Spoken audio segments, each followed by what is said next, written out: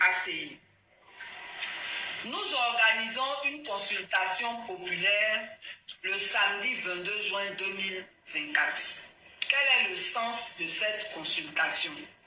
Depuis le 5 mars 2019 que ACI existe, par rapport au climat sociopolitique qui prévaut, je n'ai pas dit qui prévalait, qui prévaut, on a recommandé au président de la République d'organiser un dialogue national inclusif. Ce dialogue-là allait réunir toutes les forces vives du pays pour parler de réconciliation, de sorte que, à partir des décisions consensuelles qui allaient en sortir, chacun prenne sa part de responsabilité dans l'exécution de ces mesures. Malheureusement, ça n'a jamais été effectif. Jusqu'à ce que nous nous acheminions vers 2020, où vous savez ce qui s'est passé. Officiellement, on dit 85 morts. Et pour la première fois en Côte d'Ivoire, on a vu des gens égorger quelqu'un dans sa tête pour servir de ballon de football.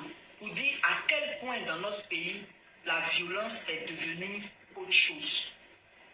Et à quel point la morale même n'existe pratiquement plus. Vous le voyez à travers tout ce qui se passe.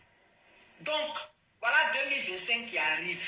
Et 2025 arrive avec tous les ingrédients de 2010.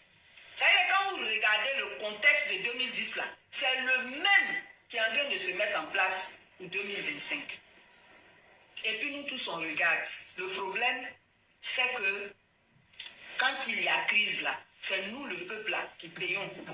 Tous ceux qui sont les acteurs principaux de la crise là, ils sont vivants, ils sont là. Et puis ils reviennent faire politique avec nous encore. Est-ce que vous voyez? Donc nous, en tant que société civile, nous estimons qu'il faut faire en sorte que 2025 se passe bien. Pour que 2025 se passe bien, il y a forcément des conditions dont nous n'avons pas, nous ne sommes pas les seuls à pouvoir les définir. Vous voyez? Et donc, c'est important que tous les acteurs de la vie publique, qu'ils soient politiques ou société civile, se mettent ensemble pour définir ces conditions.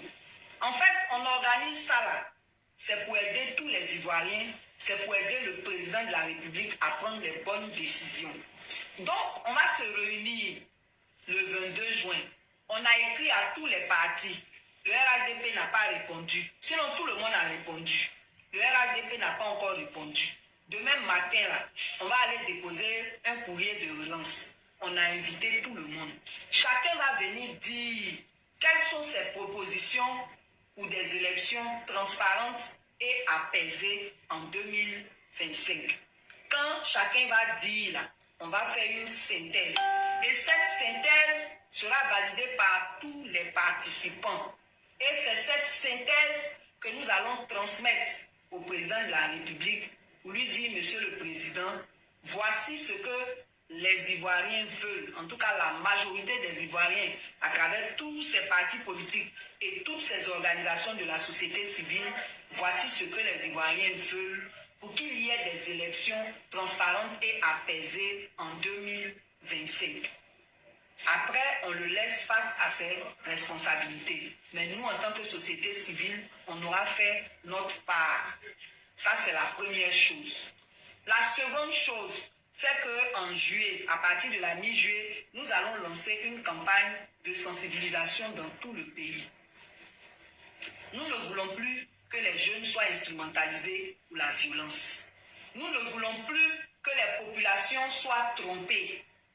On va aller leur dire pourquoi c'est important que chacun ne donne pas sa vie pour quel homme politique que ce soit. On va aller leur dire pourquoi est-ce que c'est important qu'ils ne se laissent pas acheter les consciences par les cadeaux des détournements des deniers publics qu'on leur envoie là.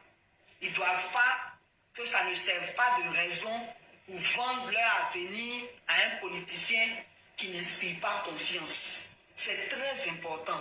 Sur quelle base on choisit un candidat? On va aller leur dire ça. Parce qu'il y a des gens qui ne savent pas. Quand ils sauront là, vous-même vous allez voir que quand vous allez venir distiller vos mensonges là, ils vont sourire, ils vont prendre vos cadeaux. Mais c'est dans les urnes que ça va se décidé. On ne peut pas continuer comme ça. On ne peut pas. Voilà.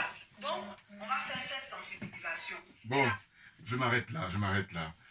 Cette grande dame, hein, une très très grande dame. Bonjour à tous, Joubian, c'est mon surnom sur le net. Je suis accessoirement, mais accessoirement seulement, spécialiste de la France. En revanche, je suis un panafricain authentique, un panafricain très convaincu, un panafricain très convaincant.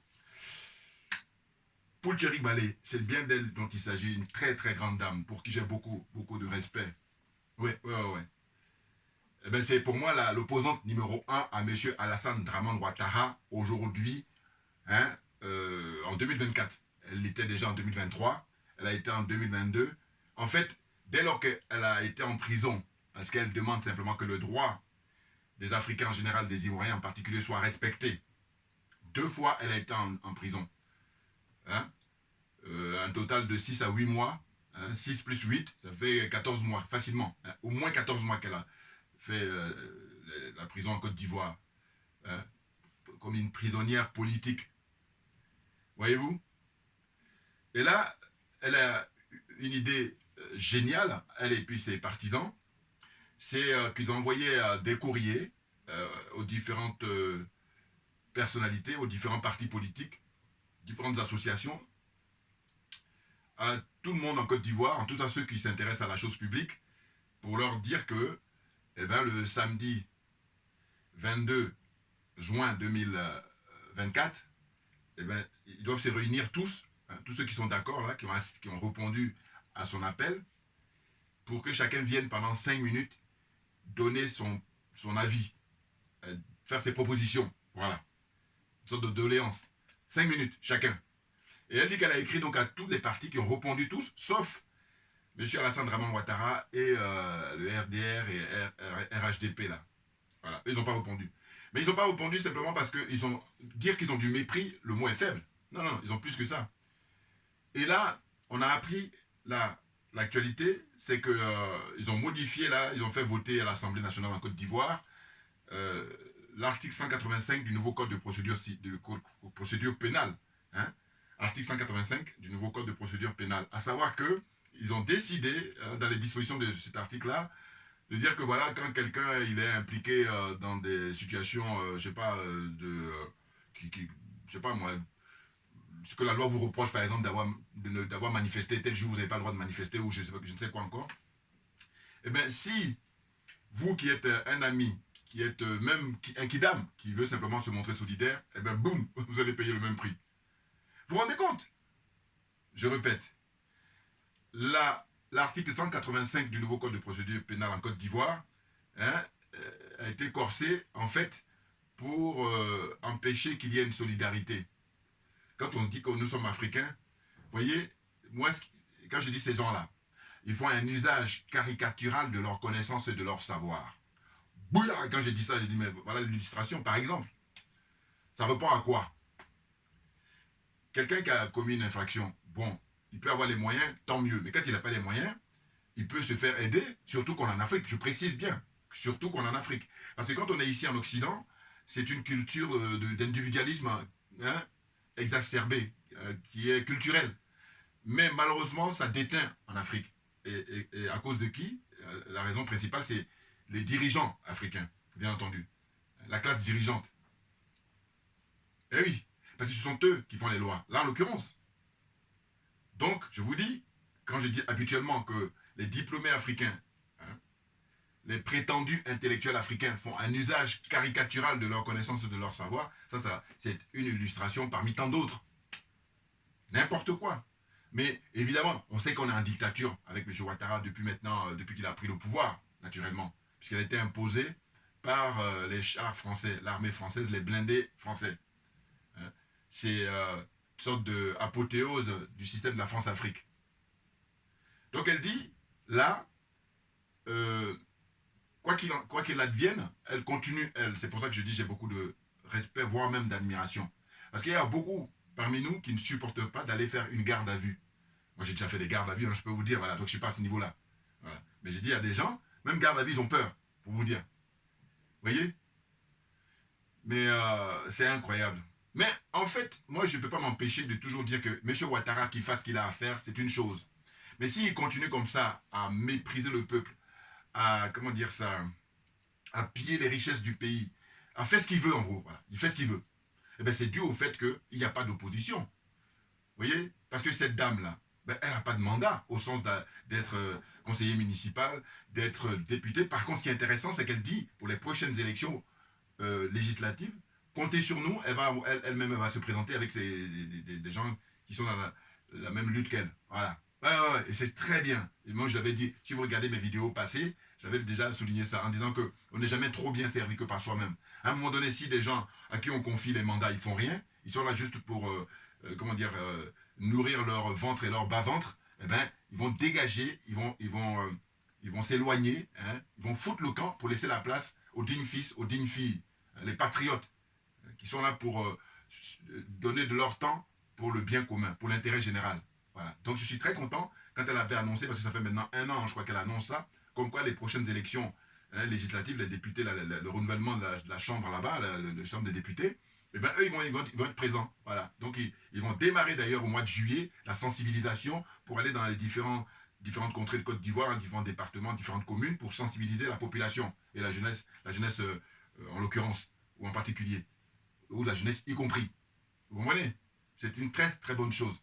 Ah oui, non, je vous dis, moi, longtemps, j'avais du mal pour dire qu'une femme a les couilles et tout, mais elle, voilà, elle et puis d'autres femmes aussi, c'est-à-dire qu'elles sont courageuses beaucoup plus que les hommes. Donc ils en ont, elles en ont. Eh oui, c'est incontestable. Oui. Force l'admiration, force le respect, clairement. Voyez-vous?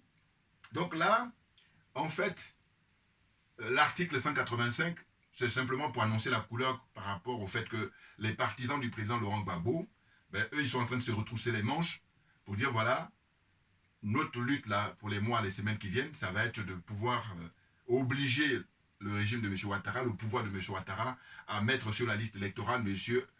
Laurent Gbagbo, tout simplement.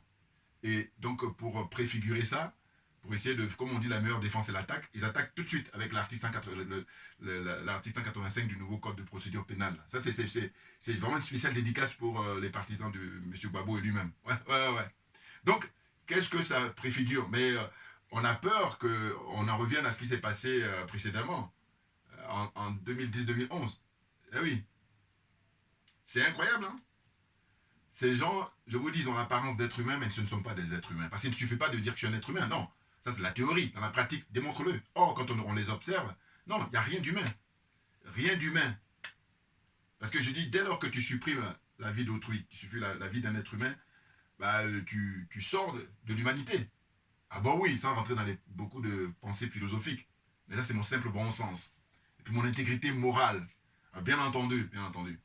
Parce qu'on a appris aussi, là, il y a quelques jours, quelques semaines, là, où l'État ivoirien a remis des corps, hein, des gens qui ont été tués pendant les événements en 2010, 2011.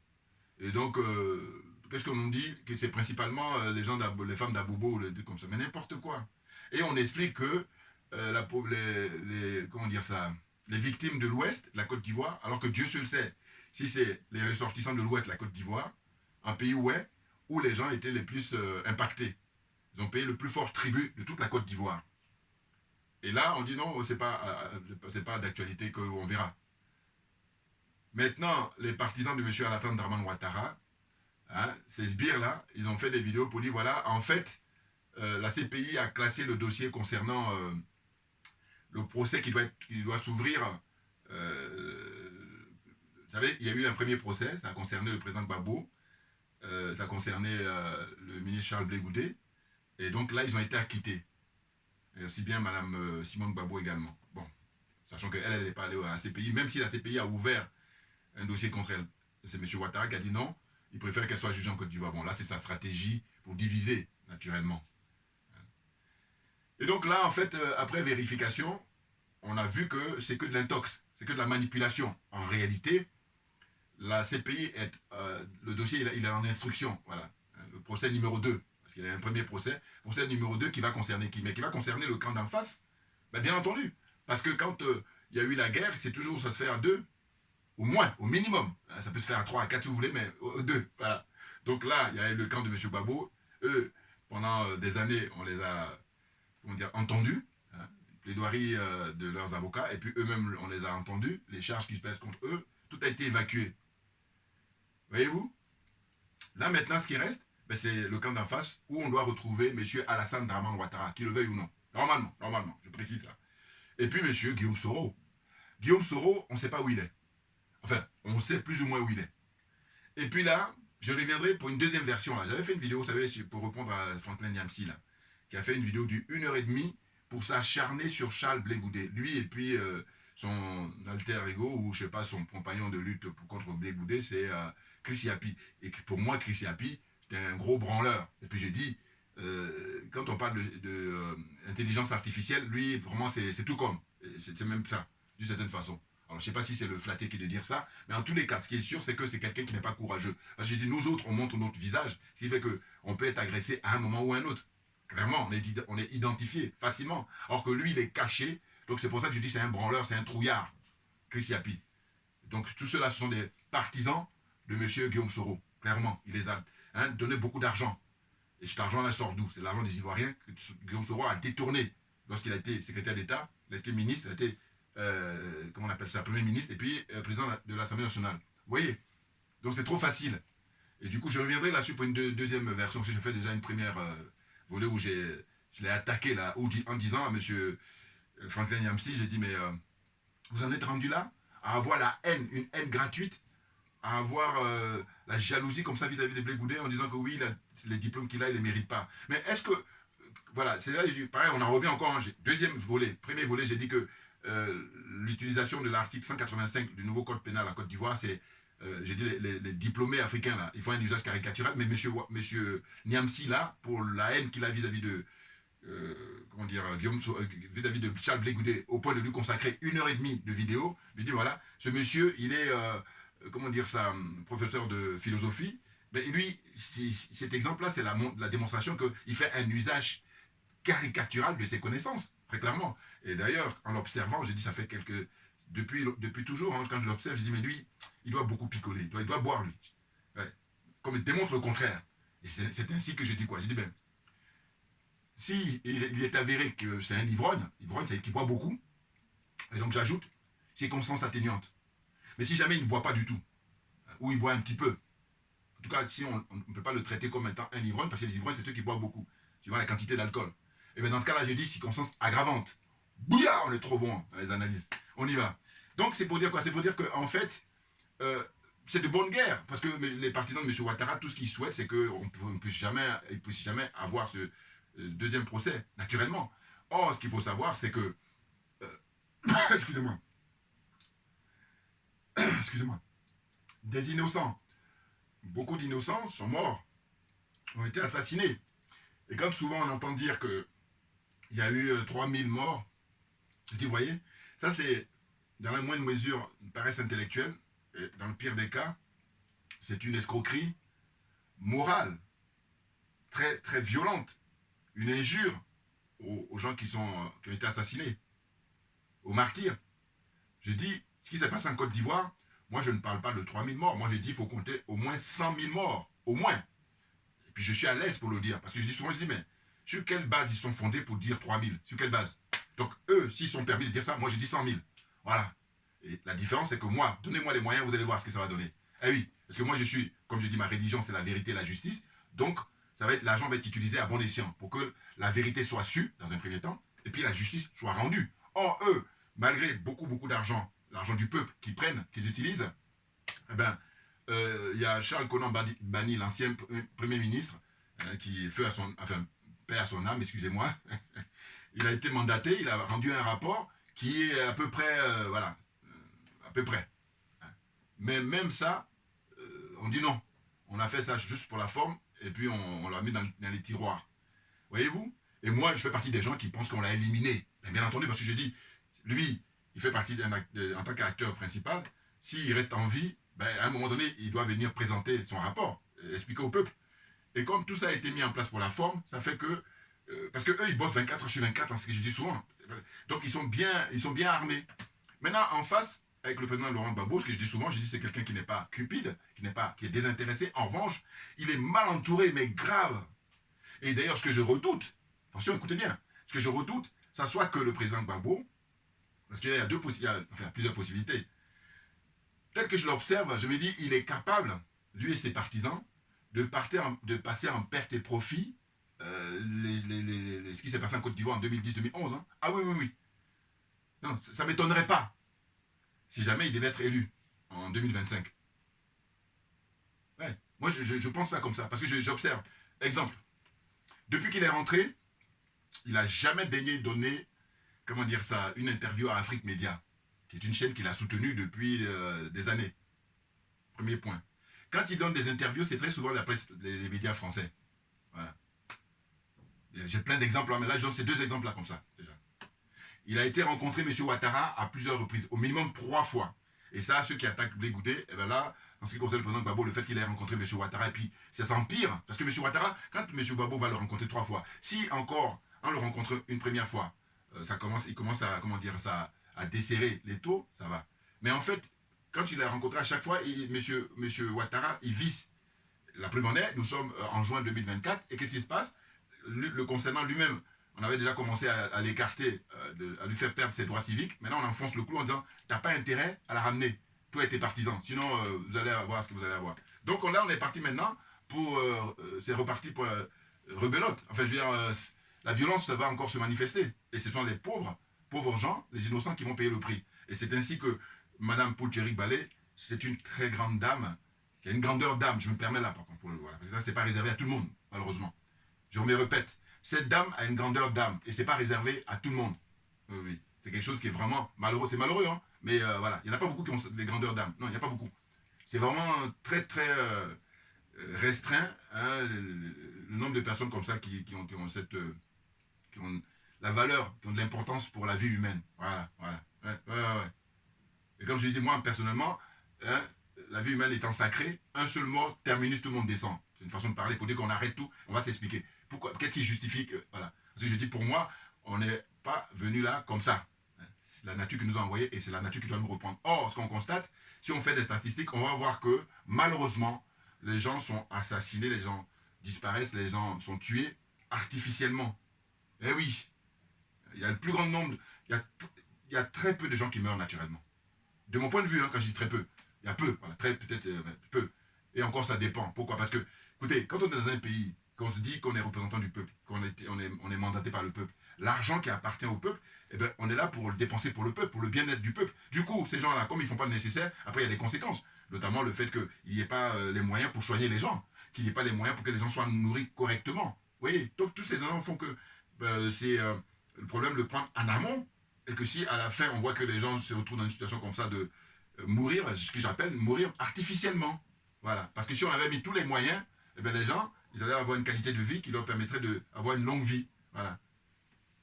Oh là là là, mais c'est dingue. Et le pire, c'est qu'il y a des gens qui sont beaucoup plus jeunes, mais qui ont des idées rétrogrades, qui sont ringards.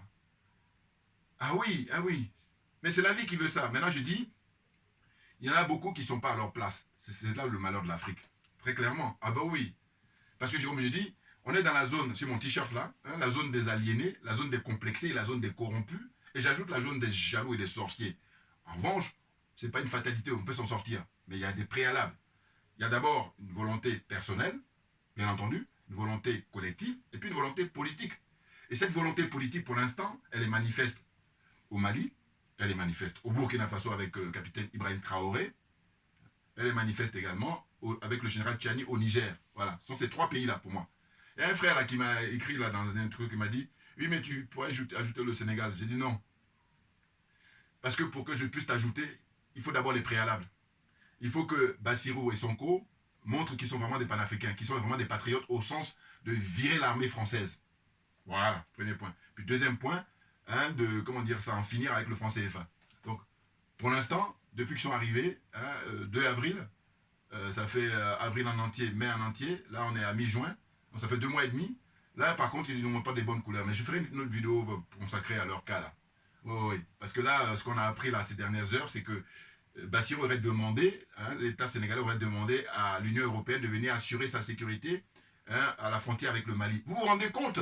Est-ce que vous vous rendez compte? Tu te dis, mais attendez, C'est pourquoi je disais tout à l'heure qu'il y en a qui sont jeunes et puis qui ont des idées rétrogrades. C'est que je dis, mais quand un Aboulaye Wade, quand un M. Ouattara, c'est-à-dire ils ont un certain âge, c'est des gens, j'allais dire, du XXe siècle, bon, passe encore. Mais des gens qui sont même plus jeunes que moi, mais beaucoup plus jeunes. Parce que Bassirou, il a quel âge? Il a combien? 44 ans.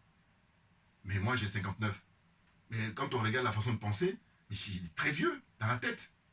Sonko a combien? 50. Au mois de juillet, il aura 50. Bon, moi j'ai 9 ans de plus que lui. Bon. Mais c'est vieux. Et puis là, on joue dans la démagogie. Mais vous êtes ringard de jouer dans la démagogie. Et moi, je suis à l'aise. Et je dis que, justement, le problème, c'est qu'il y a beaucoup de gens, quand ils soutiennent des gens, ils ne veulent pas en démordre. Alors que moi, je suis pas comme ça. Hein. Regardez toutes mes vidéos. Vous avez bien vu que j'ai été un des fervents pour soutenir, justement, la venue au pouvoir de ces gens-là. Sonko, en l'occurrence. Et moi, je les associe tous les deux. Parce que je dis, c'est une erreur que de vouloir dire Bassirou. Non, non, non, non, non. C'est tous les deux. Et d'ailleurs, ce qu'il faut savoir, c'est que Bassirou a été élu à cause de Sonko. Grâce à Sonko. C'est-à-dire que ça aurait pu être une autre personne. Parce que rappelez-vous, lors de la campagne électorale, en réalité, comment ça s'est passé? Ce qui s'est passé, c'est qu'en fait, ils avaient un plan A, c'était Sonko, un plan B, c'était Bassirou, mais il y avait des plans C, il y avait différents candidats dans le nombre de candidats qu'il y avait. C'est-à-dire que si Macky Sall à l'époque écartait Bassirou, il y avait un autre.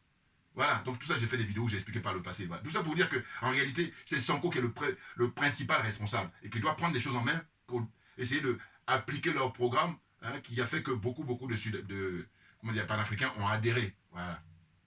Mais sinon, mais je ne vous lâcherai pas. Hein.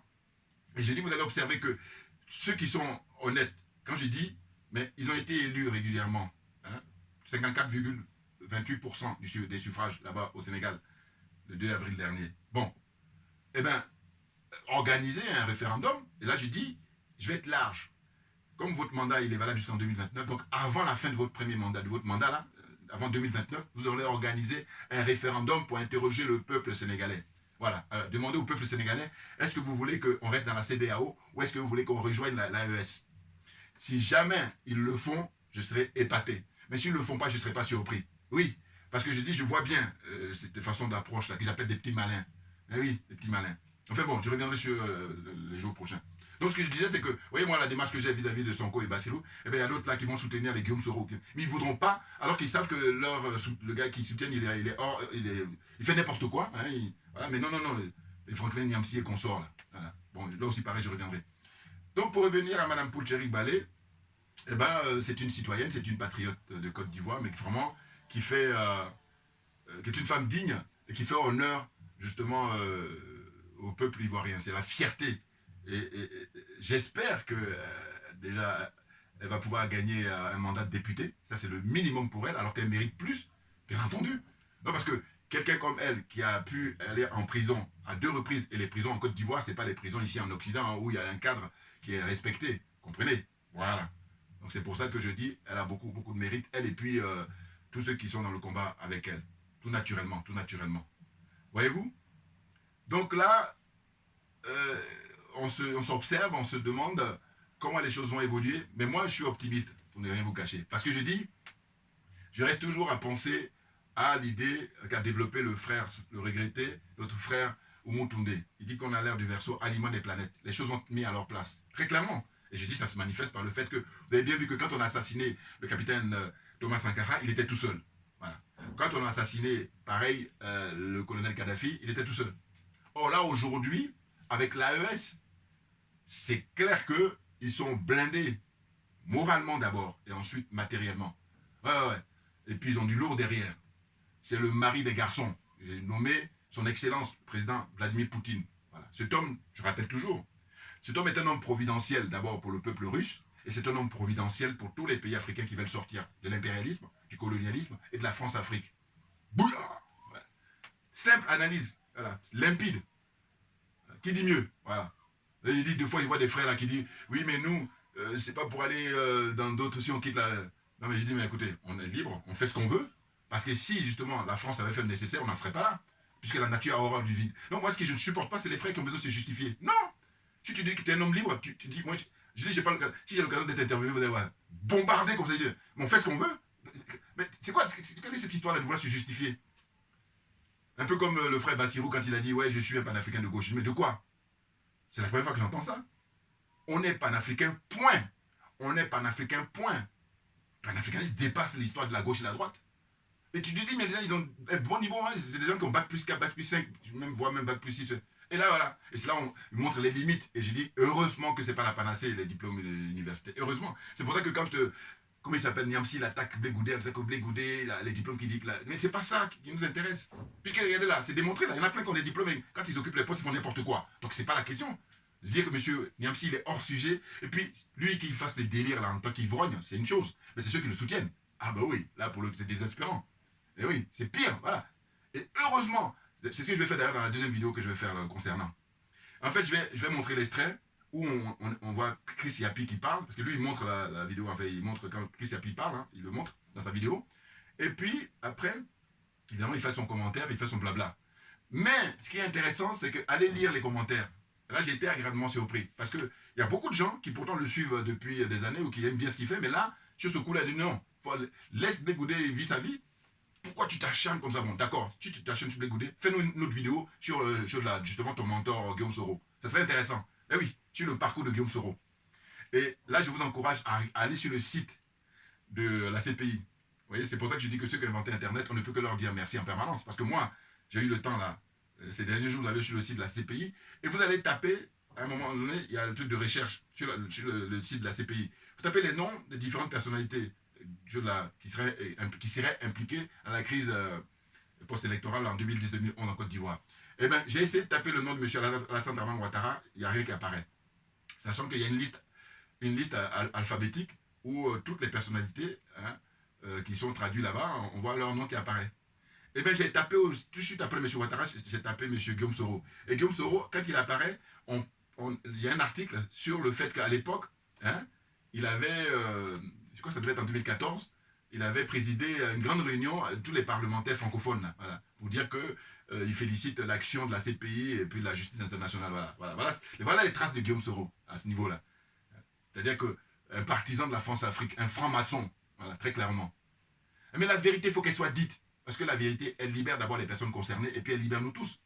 Voilà, c'est de ça dont il s'agit. Sinon, ceux qui jouent les petits malins là, c'est vraiment, ils perdent notre temps. Et c'est ça qui est grave, perdre notre temps. Alors que je dis qu'on a suffisamment de recul, donc on n'a plus de temps à perdre. Ben, bien entendu, on a les éléments, on sait qu'est-ce qu'il faut faire. Donc on y va, on attaque. Voilà. Donc je vais m'arrêter là aujourd'hui et j'espère que je me suis fait comprendre pour dire que on ne va pas désespérer. Au contraire, on est très motivé, hein. Même s'il y a des turpitudes là, dans les différents pays, vous allez voir que le Burkina Faso a affaire à M. Ouattara, le jeune frère capitaine Ibrahim Traoré, il est confronté avec M. Ouattara qui lui forme là-bas, prépare les terroristes, les mercenaires là, en Côte d'Ivoire. Voilà, donc la frontière entre la Côte d'Ivoire et le Burkina, c'est chaud. Ensuite, la frontière entre la Mauritanie et le Mali et la Mauritanie, c'est chaud aussi. Et puis Mauritanie, Algérie, voilà, le Mali plutôt, ouais, Mali, Algérie, voilà. Mali, Algérie et Mali, Mauritanie.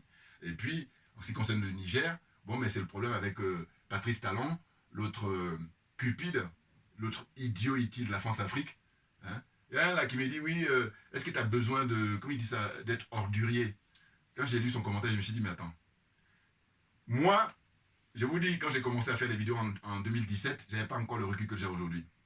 Aujourd'hui, ce que j'ai dit, tous ceux qui veulent que je garde leurs commentaires, quand bien même je ne suis pas d'accord avec ça, il faut qu'ils me disent pour qui ils votent, pour qui est-ce qu'ils soutiennent. Voilà. Si tu précises que voilà, moi je soutiens Guillaume Soro, moi je soutiens Paul Biya, moi je soutiens un tel Alassane Dramane Ouattara, tu annonces ça, tu dis moi je soutiens Patrice Talon, voilà, je laisse, même je ne suis pas d'accord, parce qu'au moins tu t'affiches. Or, ce que j'observe, c'est que ces gens ne font pas ça, hein, parce qu'ils sont profondément malhonnêtes, et quand je dis ça, le mot est faible. C'est pour ça que quand je lis, tac, j'efface, voilà, je supprime. Voilà. Oui, non, parce que c'est trop facile. Donc j'ai dit, bon voilà, je vais expliquer à ce monsieur-là, ou à cette personne qui m'a fait ces commentaires-là, disant ordurier. En réalité, tu compares moi, mes propos, avec ce que vivent la population du Bénin, la population du Cameroun, hein, la population de Côte d'Ivoire, le peuple de Côte d'Ivoire, le peuple du Cameroun, le peuple du Bénin. Tu compares ce qu'ils vivent, ce qu'ils subissent. Donc il faut arrêter. Et c'est pour ça que je dis, il y a un préalable pour ceux qui veulent que je garde leurs commentaires. Ceux qui reconnaissent que ce que je dis est vrai, voilà, voilà. Et qu'on ne me dise pas, oui, mais tu veux que tout le monde... Non, c'est pas ça. C'est que je veux que tu me dises, toi, tu votes pour qui. Parce que moi, j'annonce pour qui je soutiens. Maintenant, là, je dis, je soutiens Mme Pocheri Balé. Je suis clair. Je dis, je soutiens telle... Mme Chiambori. Chiambori, c'est l'ambassadrice originaire de Zimbabwe. Voilà. Je le dis clairement. Ou Mme Yamb. Je le dis. Je dis, les personnes... Donc, j'affiche. Ou même si vous prenez les différents pays, je dis, voilà, les pays de l'AES, big up. C'est-à-dire total respect. Voilà, donc alors que ce à quoi vous me faites penser, c'est plutôt, vous savez, quand on est dans la cour d'école, Il y a des gens qui viennent derrière vous et qui vous tapent, et puis quand vous regardez, vous ne voyez personne. Bon, c'est un jeu, mais non. À l'école primaire, oui, c'est drôle, mais par contre, eux, là, c'est pas drôle, parce que là, l'enjeu est énorme, donc on rigole pas, on doit s'afficher. Si tu t'affiches pas, je te supprime, c'est tout. Puis, ce que j'observe, c'est qu'ils changent de nom. Et là, je dis, bon, mais pour le coup, c'est intéressant. Pourquoi? Parce que je dis, il n'y a rien de pire que l'indifférence. Donc, si vous changez de nom à chaque fois pour revenir à la charge, c'est que ce que je dis, il y a de la vérité. Un brin de vérité. Oui. Parce que vous n'êtes pas indifférent à mes analyses. Les choses sont claires. Voilà. Donc, merci beaucoup à vous tous pour votre attention. Et puis, à très bientôt. On lâche rien, comme j'ai pour habitude de dire, mais simplement parce que c'est nous qui avons raison. C'est tout. Voilà. Vous voyez, on est au taquet, là. Très clairement. Merci bien et à bientôt. Bon courage à tous.